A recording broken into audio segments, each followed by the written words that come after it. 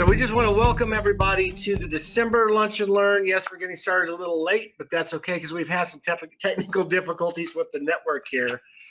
So I'm hoping that everybody is able to see me and everybody else. Let me just get the chat up here. That way we can see what's going on. So can everybody see me and hear me? Awesome, thank you. That's what we needed to hear. So we are excited to have you here today. As always, we want to welcome you to the City of Albuquerque's Employee Learning Center Lunch and Learn series. And this is the Lunch and Learn for December.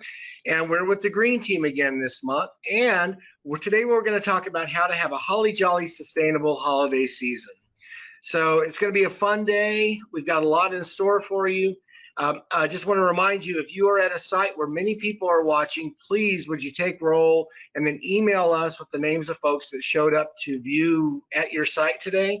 That way we can capture that in our learning profiles and give everybody credit for being on and participating in the Lunch and Learn today. So glad to have you all here.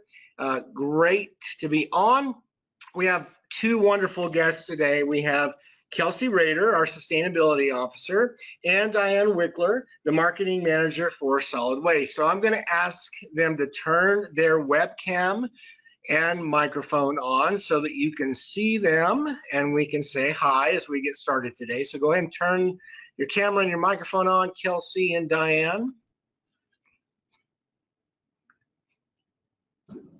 Hello. Hello. Can everybody see them? Glad you guys can hear. That's awesome. So what we want to do is we're going to talk about how to have a holly jolly sustainable holiday. And as you can see, we dressed for the occasion today. Love the antlers, the Christmas sweater, and of course I wore my favorite Christmas blazer because, you know, that's what we do at Christmas time is we find ugly, fun Christmas stuff to get in the spirit. And we're going to try to have a presentation without laughing to death, right? All right, so without further ado, we want to go ahead and get started. I'm going to have Diane start off and talk a little bit about being sustainable as it relates to your Christmas stuff and all of that. So let me go ahead and make Diane the presenter here, so that we can see her screen.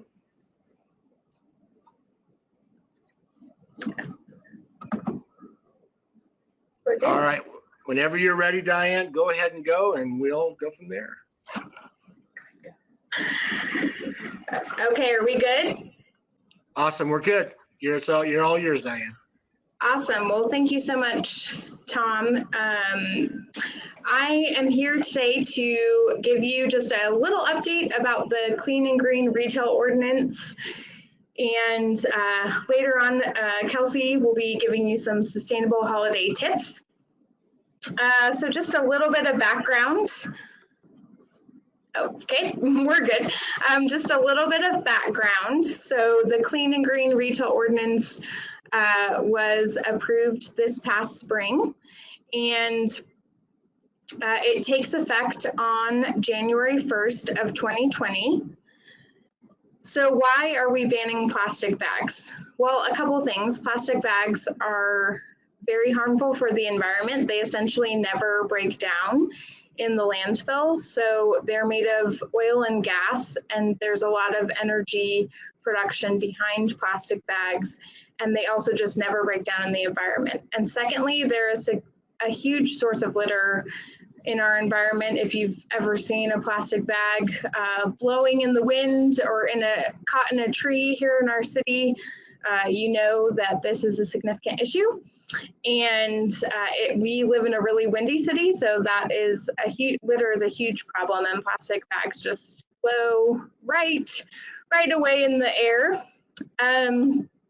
So I just want to let you know some key questions that we've defined around the Clean and Green Ordinance. So which plastic bags are banned? So any single-use plastic bag that is at the point of sale. So if you're at Smith's and you're buying groceries, you will no longer be able to get one of those thin plastic bags. It will have to be an alternative bag, like a paper bag, or it can be a thicker plastic bag if retail stores decide to do that. It can be 2.25 mils or thicker. So it really is up to businesses what type of alternative bag they're going to provide, but it cannot be a single use, what we also like to call t-shirt bag. And what plastic bags are allowed, well, you can see we have created, if you go to capq.gov/clean and green, we have a set of frequently asked questions on the website, and you can see the whole list there. But some plastic bags that are allowed, for example, are if you're in the store and you're going to the deli and getting meat, your meat can still be in a plastic bag. If you're getting produce, those plastic bags are still allowed. It's just when you go to the checkout that you won't be able to get that single-use plastic bag. Some of the main messages around the Clean and Green Ordinance for residents, we're really focusing on encouraging residents in the city of Albuquerque to use reusable bags when you shop. And as city employees as well, we would want to encourage you to do that. Reusable bags sometimes can be used up to 200 times or more. I've had reusable bags that I've used for several years and they're still fine, still going strong. And so this is really a lot better for the environment because we're not throwing things that are single use away, we're reusing, and that's important. For businesses, what businesses are affected? All businesses except food service establishments, food banks, and dry cleaners. So all other retail businesses are affected by this ordinance. So education, we started education this past July, and we put an exhaustive list of frequently asked questions on the solid waste management website. So if you go to capq.gov/clean and green, you can get directly there. And these are frequently asked questions both for residents and for businesses. And we also, in August, sent an insert in everyone's water bill. So this went out to all residents and businesses, just explaining kind of the top 3 frequently asked questions that people might want to know about this ordinance. We also did an event in August in partnership with the Isotopes where we gave out 2,000 free reusable bags to the first 2,000 fans that came to that game. It was on August 28th. And we also used that time as a way to talk to those fans and residents about why it's important to use reusable bags instead of single-use plastic bags. Some other education that we're doing, we have a billboard campaign. So if you're around the city and you see this top image here, we're saying plastic bags are out and reusable bags are in. Again, we really want to encourage residents to use reusable bags when they shop and kind of change that mindset and behavior for people to understand that reusable bags are really ultimately better for the environment. And so we have this billboard campaign. We have been on TV. Our director has done about 10 media interviews in the past couple of months. We're just kind of blanketing our city with this message. And we've also done, we have radio and TV ads that are going right now, as well as ads in the Albuquerque Journal, just really reminding everyone and wanting to start this conversation about how important it is to use reusable bags, and that single-use plastic bags won't be allowed starting January 1. For businesses, we actually sent out a letter to over 6,500 businesses in the city that this ordinance would apply to, as well as followed that up with an email to about 3,500 businesses explaining to them about this ordinance and what they need to do to prepare. We've already got some really great questions from both national and local chains, and everyone seems to be prepared and on board. So we're really excited to get this thing launched starting January 1st. So we will be doing a report in late spring 2020 to really show how this has impacted our city, specifically in the reduction of litter. So early this fall, we did what's called a litter index survey around the city, and we went out and surveyed each of the 4 quadrants in our city to see what the litter index was like. And we'll do another one in late spring so that we can be able to show initially what this ordinance is doing, how it's impacting our environment. So for enforcement, environmental health is in charge of enforcement, and we've been working really close with them. This will be a soft rollout, so there will be a 6-month grace period for businesses where we really want to continue the education process and explain to businesses why this is important. And this will also be complaint driven, so if any residents want to call in and say, hey, I was at this store and I saw they're still using plastic bags, they can do that by calling 311, and then they'll be directed to environmental health. So Tom, I don't know if we're doing questions now or at the end, but if anyone has any questions about the Clean and Green Retail Ordinance, I'm happy to answer them. And we're really, again, excited about this ordinance and about eliminating the use of single-use plastic bags in our city. Well, thanks, Diane. I really appreciate that. Yes, we're gonna take some questions at the end. Okay. That's what we normally do. You know, this is really good, and I appreciate you bringing us up to date on this ordinance, because I know there's a lot of questions. I know there's a big media campaign out there, and the city has done an amazing job of communicating to folks about what's coming. But even here at the city, as us as employees, sometimes we miss out on those things, and it's important for us to all be aware as Albuquerque citizens and residents that this is going to be, you know, come into play at the beginning of the year. And we're going to get to see this. It's really happening. There's going to be a huge impact and a huge difference it's going to make in our community. Yeah, absolutely. Yeah. So with that, we will take questions at the end. But thanks, Diane. We're going to go ahead now, and we're going to hear from Kelsey and find out some more holiday tips for being sustainable. So let's go ahead and pass that over there. Great. Thanks so much, Tom. Situated here. Love the antlers, everyone. Oh, sorry. Love the antlers.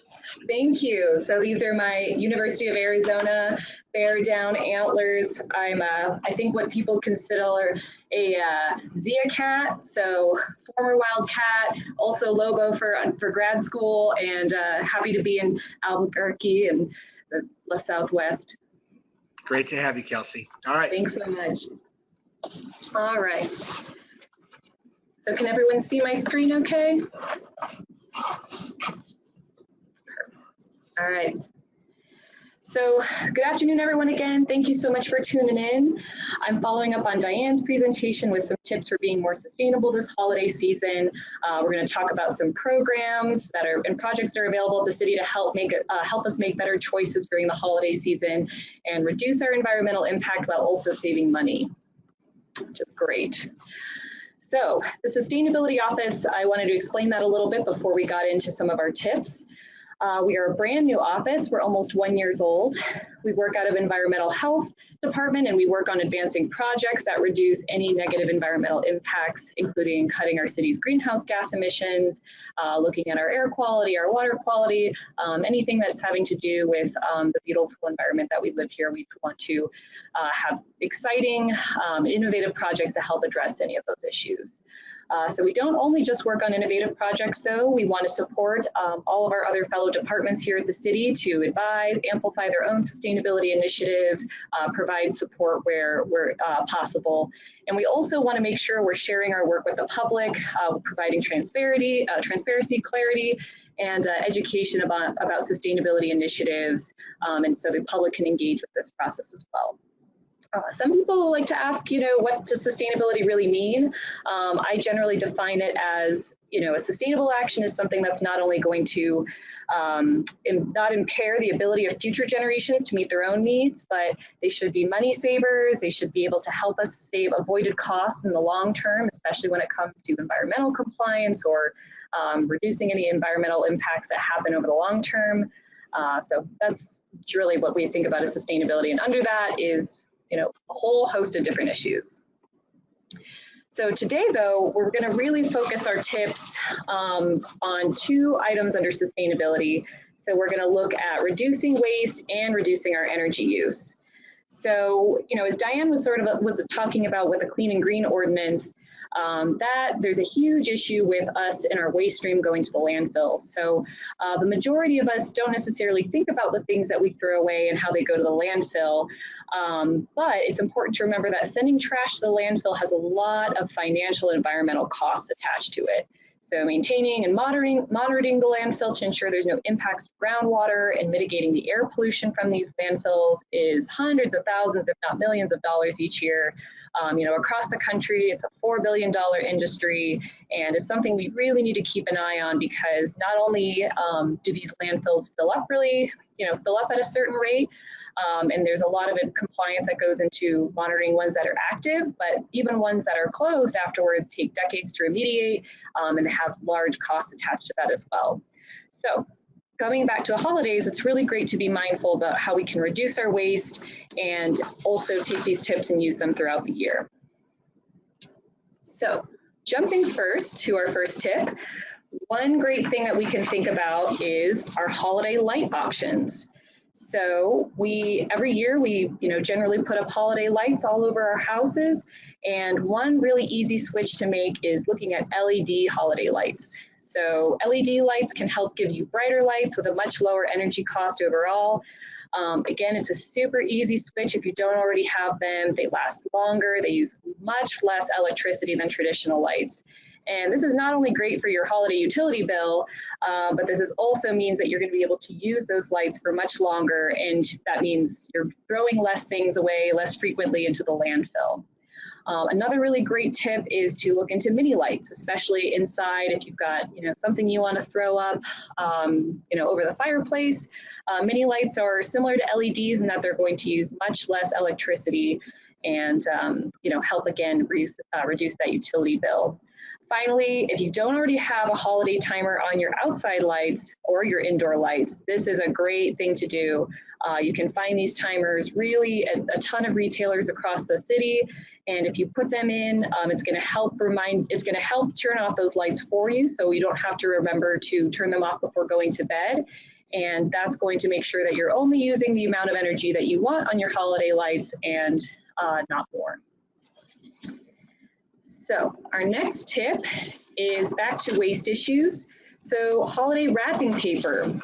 So kind of going back to what I was talking about earlier with reducing our waste, re-examining what we use for holiday gift wrapping paper is a really great first step for this holiday season, or just any time you're celebrating in general.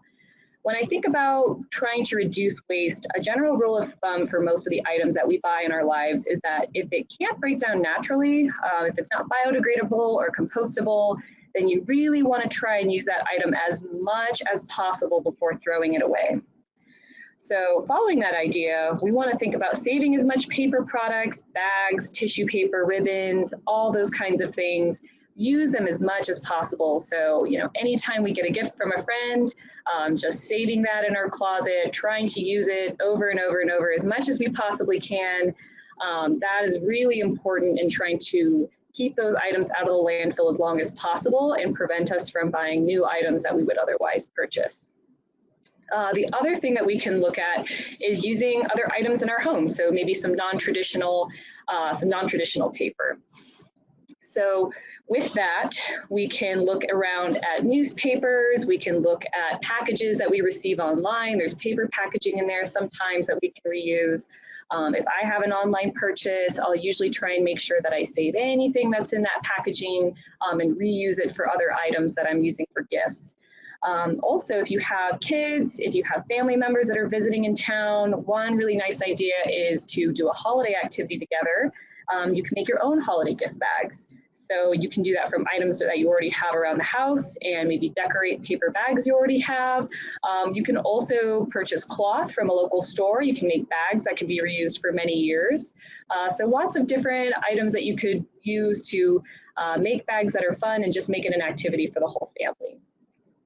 Finally, for packaging materials, you can try and replace some of those non-biodegradable packing materials by looking online for natural products. You can even go to your local florist and look for some neat natural packaging that looks really pretty and also is not going to live in the landfill for a really, really long time. So next, we'll go to our Christmas trees. So similar to our holiday packaging, we want to make sure that we are keeping our trees out of landfills as much as possible. That's the biggest tip of the day, keeping things out of landfills. So with Christmas trees, there's really a lot of pros and cons. You know, generally for your fake tree, like I was talking about with the holiday paper again, the materials that tree is made out of, they're metal and plastic. So they're not going to break down in the landfill for many hundreds of years. So again, using that tree for as long as possible before you think about getting a new one is what you want to try and get. Generally, most people recommend to try and use a fake tree for at least 10 years. If you can get up to 20, that's even better. But shooting to make sure you use that tree for as long as possible before thinking about purchasing a new one is the goal if you're going to go with a fake tree. For fresh trees, there's actually a lot of positive environmental benefits. So most Christmas trees are harvested from tree farms. Many of these tree farms are family owned and operated. They generally also use pretty rocky soil that doesn't really support a lot of other type of agriculture. And so that's great because instead of that land normally being barren, the tree can those farms can host trees that help, you know, do all the great things that trees provide for us. So oxygen, combating climate change, cleaning out the air, but also providing a habitat for wildlife like birds, helping to preserve open spaces, and then, you know, helping contribute back to that local economy. So a lot of really great benefits from fresh trees. But so teeing us up to talk about this a little bit more, the only drawback with fresh trees is, like most biodegradable items, when they go up to the landfill, not only do they take up space, but when they break down, they do produce methane, which is a very potent greenhouse gas.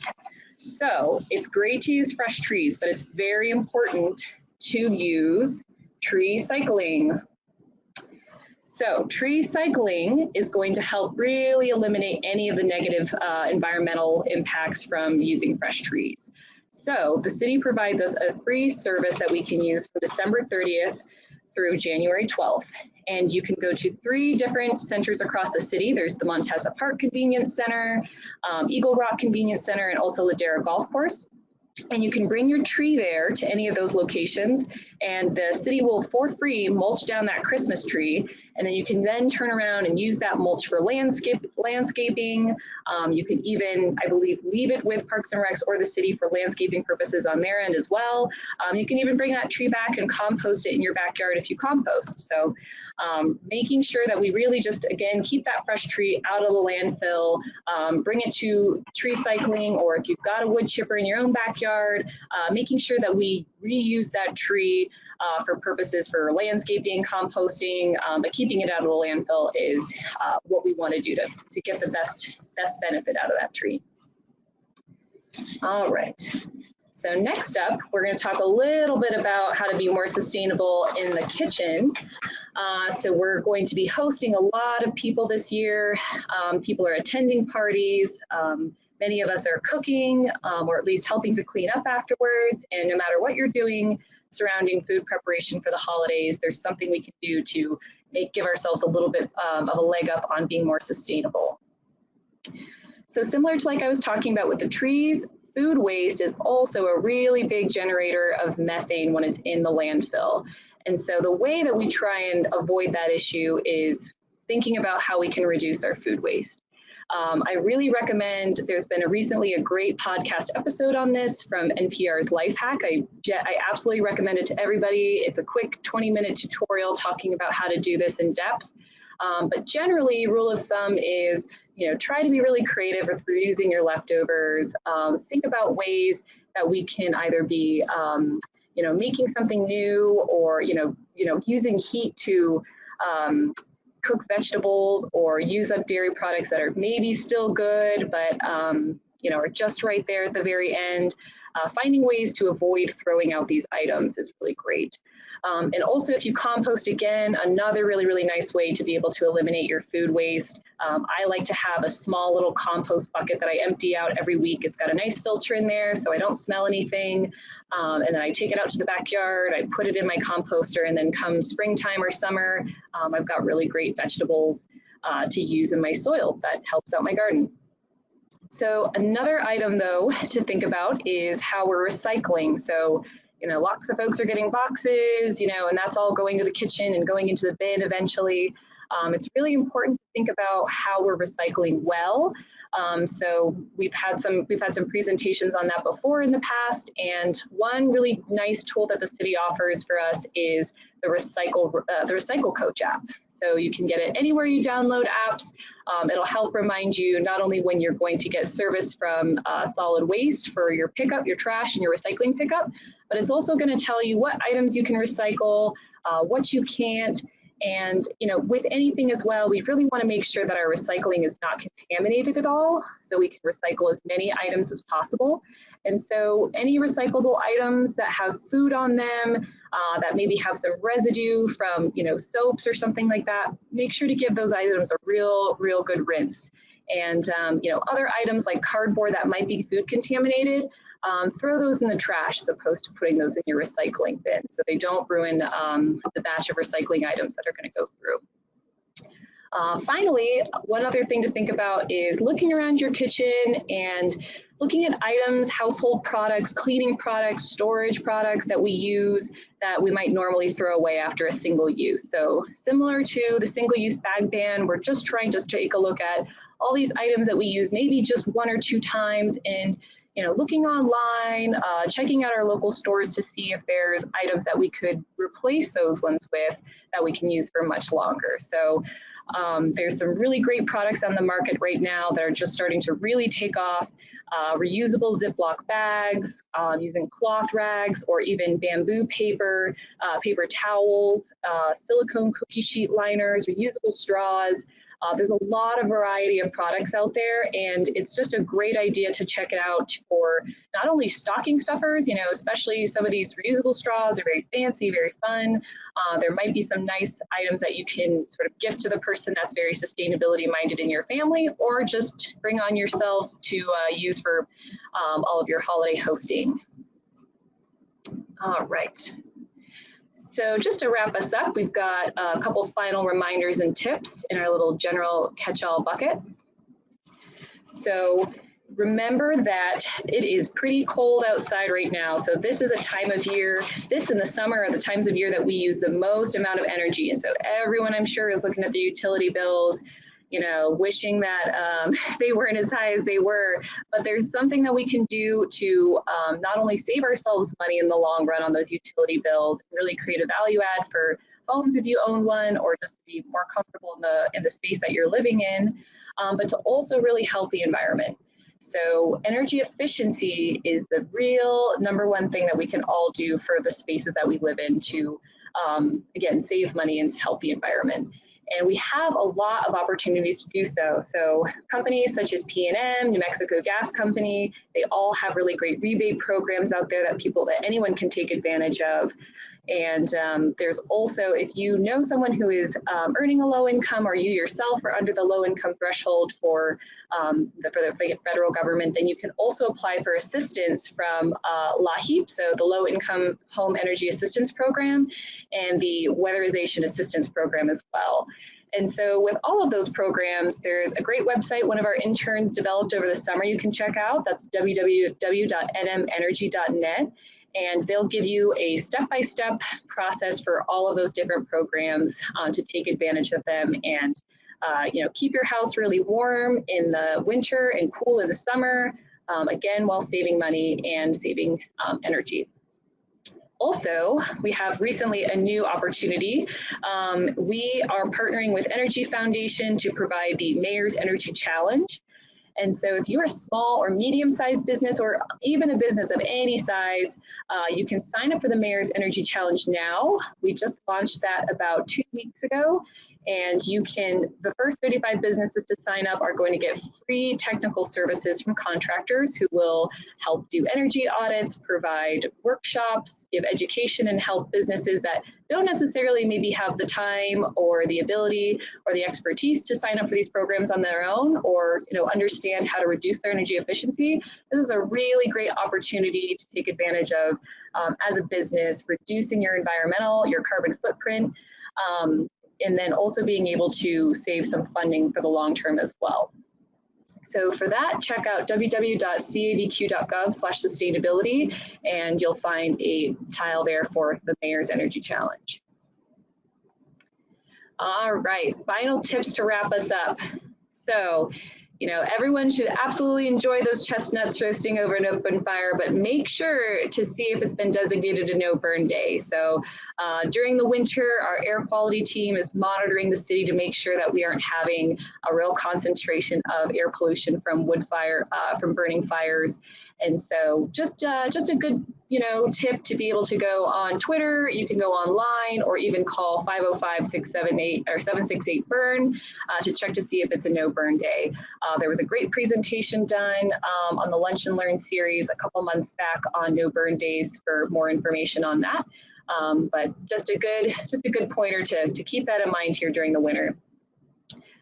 Finally, art is free until January 1st still. So if you're looking to get into Nob Hill, you want to avoid parking, you want to be able to meet up with friends or family for eating out or get some last minute shopping done, see if art makes sense to get you down there to the Nob Hill or downtown areas or any of the areas along that route in between. Check that out. And then we've also got other transit options running out throughout the entire city.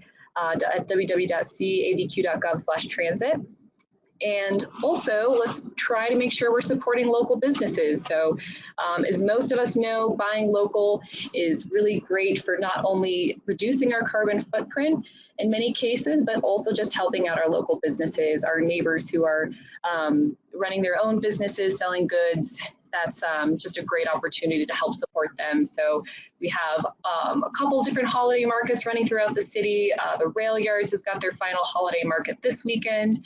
And even when you're shopping at your local grocery stores, definitely look for New Mexico Grown with Tradition or New Mexico True Certified for New Mexico True Certified products. So products that are here, raised here, made here in New Mexico.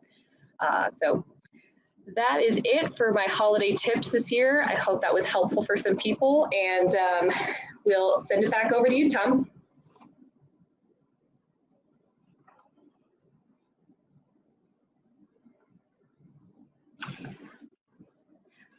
Okay, had to unmute my microphone.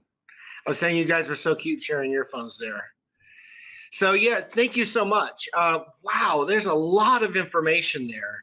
About how we can be sustainable for Christmas time. So it's really kind of amazing when you stop and think about all that's involved with just putting up the tree or getting our lights. So so yes, if y'all are wondering, do I go out, cut down a Christmas tree, use regular lights, buy a bunch of paper, and then after Christmas is over, put my tree in my fireplace on a burn day and burn all my trash? No, right? I think we take for granted, I know that was ridiculous, but we take for granted sometimes just how much this season creates in trash and waste and food and everything.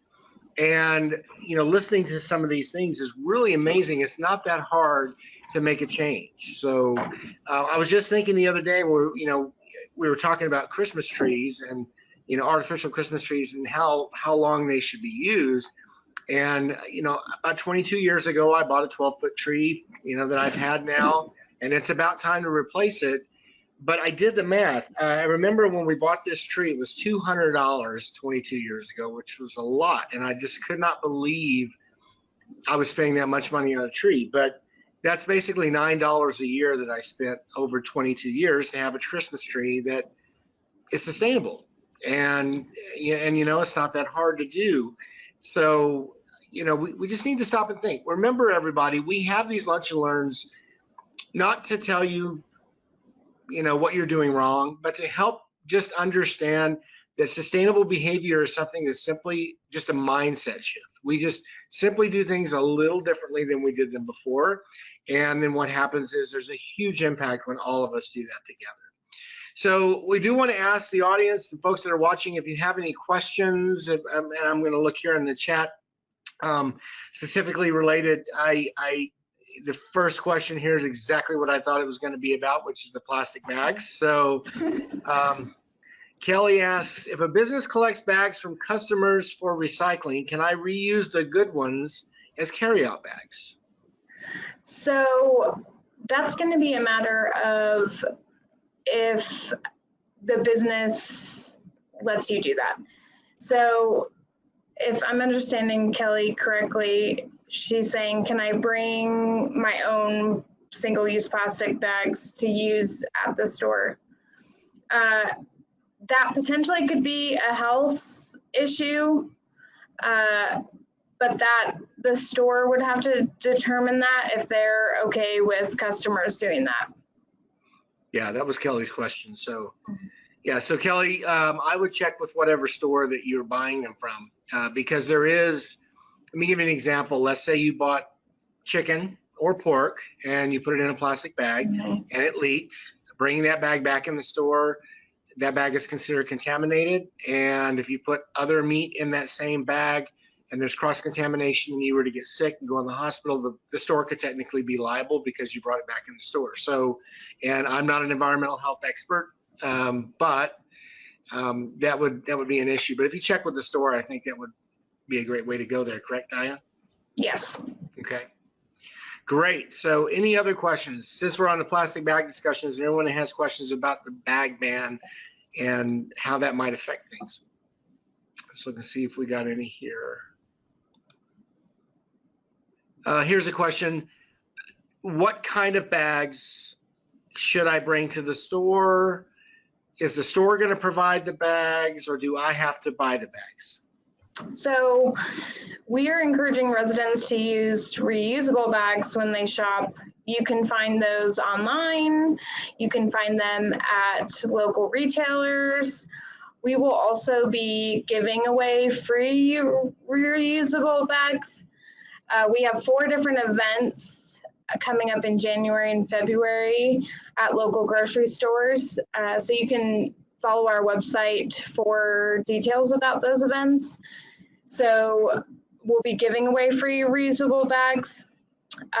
Starting in January, we'll have a limited supply of free reusable bags at community centers, senior centers, and libraries, as well as some of our city interns will be riding along the art corridor next week, giving away free reusable bags on art buses. So we are doing this as a promotion to encourage residents to use reusable bags, but the store has to provide an alternate bag. So this can either be a heavier, thicker plastic bag, which tends to be more reusable, or a paper bag. Great. So I think that's a real important point out for everybody listening, that you may go into a store after the first of the year and they still have a plastic bag that's thicker than the bag before, and there might be some confusion like, well, I thought all plastic bags were going away, and the bags that are going away are the ones that are the hazard, if you will, and non-reusable. So thicker plastic bags, some of you may have seen some. Best Buy has been using them for a long time. They're a heavier mill plastic, right? Yeah, and Target, if you, like me, like to buy things online at Target, it's too easy. And then you just pick it up in the store. They actually, that bag where you pick up at their online pickup, on the bottom says 2.25 mils thick, and you'll notice it's like a thicker reusable, like I've reused them. So that's just an example of what that type of bag would look like. Great. Okay, some other questions here. Let's see here. Are there going to be any punitive damages or penalties or discipline for businesses who don't change after the first of the year? So the first thing is a warning, and then there's a $250 fine. Okay. And is that just for every occurrence? Yeah. Mm-hmm. Okay. Yeah. Very good. All right. So let me just see here. There's some more questions. Who will be enforcing those fines? Environmental health. Okay. Yeah. Right. The ones that are putting green stickers on windows right now, right? Yeah. Their workload's going to expand a little bit. So great. That's great. All right. Any other questions in regards to the plastic bag ban or in regards to sustainable? Is there going to be, here's one, is there going to be a notice or some type of flyer that's going to say where people can recycle their Christmas trees after Christmas? Yeah, so we currently are advertising tree cycling, and it's on our website, it's on social media, things like that. Okay, very good. So just pay attention. Matter of fact, probably go to the solid waste website. Is it going to be there? Mm-hmm. Yes, it is there. Okay, that's great. That's great. Okay, let me see if there's another one that came through here.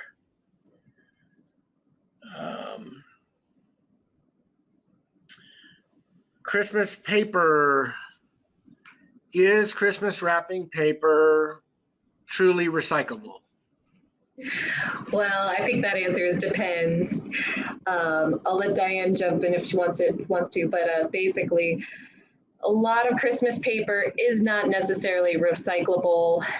So oftentimes Christmas paper is covered in glitter. It's made out of paper that is very shiny. But as a general rule of thumb, paper that's like recyclable is going to be plain white paper, paper that doesn't have as many inks or dyes printed on it. And that type of paper is not necessarily, based out of pure wood. Right. So it's always good to check the labels on everything though. Anytime you're buying something, generally companies that are doing recyclable Christmas paper or actual paper-based Christmas paper will advertise that on their labels and let you know. But that's a really great, good Google search to do as well, to jump in and say, okay, what companies are really supplying this type of paper and where can I find that at some of my local retailers potentially. Okay. This is a good one. Are there any rules, city rules about composting in a residential neighborhood, and where can I find them? See, I'm not necessarily aware of any city composting rules at this point. Generally, I think if you're not taking care of your compost and it's getting very stinky, someone obviously might complain as a nuisance about that. But generally, it's pretty open for composting in terms of, what you want to do in your backyard. And it's really, composting is really fun because there's a lot of different ways you can go about it. And there's even companies out there as well that will take some of your compost and compost it for you. One local company that'd be interesting to look into if you're interested in that or even picking up locally composted soil is Soilutions. But yes, generally it's pretty open in terms of, composting. Just, make sure to keep an eye on it, especially if you can get one of those barrels that you can turn and rotate pretty frequently. It has sort of a closed container. That's going to be the best rule of thumb for composting. And also that's going to help keep bugs and other pests out of there as well. So that's my best tip. And I would think that would also maybe have to do with if you're a part of a homeowners association or if you're not. Different homeowners associations have like different regulations. So I think that would maybe come down to that as well. But I think, yeah, what Kelsey is saying, just keep it there's ways to keep it clean so it doesn't smell. Yeah, Right. keeping it out of sight a little bit in the backyard. So, little forethought in your composting activities goes a long way. Very good. That's great. So, all right. Any other questions before we wrap up? I'm looking here. It looks like that's all the questions we had for now. I'll pay attention to this just over the next few minutes. So I just want to say thank you guys or gals for being on. A lot of people don't realize, we have a lot of fun on the green team, and we have a lot of fun finding new ways to just do things differently in a manner that really helps the environment, but also has a major impact. And you get in, once you get in the habit. We've had a year of these lunch and learns now. And, I think back to the very first lunch and learn we had about recycling right. I found a pizza box in my recycle bin and had to talk to my son who works at Dion's. So now he's telling all of his people at Dion's, did you know that pizza boxes are not recyclable? But before I never paid any attention to it. And the only thing that went in the green thing was plastic. So, it's easy to change behavior if you're just willing to, become knowledgeable. And habits are really easy to create when you just start doing it. So we wanted to do this lunch and learn this month just to kind of help you all to think a little bit when you go shopping. There's lots of ways to be sustainable. If you maybe buying a live tree is something that you do as a family tradition, that's great. Just make sure that when you get rid of it, that go have it, ground down and turn it into mulch. That's a great way to be sustainable, and you can still buy a live tree. There's a lot of things you can do as well. Some of you are going to get gifts that you don't like, or you may have something that you want to get rid of. Seriously, right? We don't think about this, but you would not believe the amount of people that are thrifting right now. There's so many good things out there to buy, and so part of reuse and recycle has to do with our clothing and things that we don't want to use anymore. You can have a garage sale or just donate it. There's lots of places that would benefit from that kind of thing. And absolutely. Go ahead. Yeah. And, Tom, I'll jump in and say that was a really great point about thrifting. I think during the holidays, it's so great because we all love to give and be able to share our love with those people that we really love in our lives. And thinking a little bit more about how we're purchasing and being very conscious about how we're purchasing items and the kinds of things and the bulk of things that we're getting is, just a nice way to feel really good about the things that we're giving other people. One thing I always recommend to everyone too is thinking about giving people experiences over, physical items. So, just having that little thought in the back of your mind of, is this something I'll be able to use for 5 to 10 years at least? Or is this something that someone else could use for 5 to 10 years? Or is there something else that person might prefer as an experience over an actual physical gift? Is just some little ways like you're just talking about to really make us a little bit more mindful. Right. Am I right? Yes. Right. And it has nothing to do with telling you what you should and shouldn't do for Christmas or during this holiday giving season. It's really just changing our mindset a little bit, making things more meaningful. And, when we recycle, when we, think about all those things with, we don't burn on a no burn day, those are meaningful behaviors, meaningful experiences. And this is a good time of year for us to consider those things as well. So there's lots of opportunities. We live in a place that's so rich and full of resources. And so we should be good stewards of those resources. And this is just another way to do that. And now's a time when it's real easy, when we're consuming a ton of them. This month, in particular, since Thanksgiving to Christmas, it's amazing. The driving, shopping, maybe you carpool when you go buy gifts instead of driving. There's lots of ways that you can be sustainable. Well, we just want to thank you for being on this Lunch and Learn. Everyone's wishing happy holidays and Merry Christmas in the chat. And we just thank you so much. We thank the Green Team for being willing to come on and do this. We're going to continue to have Lunch and Learns in 2020. We're also going to continue to create content and information from the Green Team to really help people learn how to be sustainable. So keep your eye on that. We're putting together, we originally had a Lunch and Learn last month scheduled with Diane Agnew with the Water Authority. And so we rescheduled that. That'll happen in 2020. So definitely keep your eyes open on our website, on eWeb, in your email. We're going to be bringing great content to you, and we're also going to be interviewing people that are doing some really cool and unique things out there, letting you know how, what sustainable things are going on, and some stuff that the city's doing, and things that you can do at home, just like we talked about today. So we thank you all for being here. Thank you so much, Diane and Kelsey, for dressing up and coming. So the best part about dressing like this is that we get to go through the rest of our day dressed like this, right? So, yeah, I went out in the hall earlier, and lots of people were like, "Oh, ho, ho, ho!" So, but it's great. So, thank you all very much. You all have a wonderful holiday season. We will see you in 2020 with a new schedule of Green Team Lunch and Learns, and it's great to have you all here. So, you all take care, and we'll see you soon. Bye-bye. Thank you.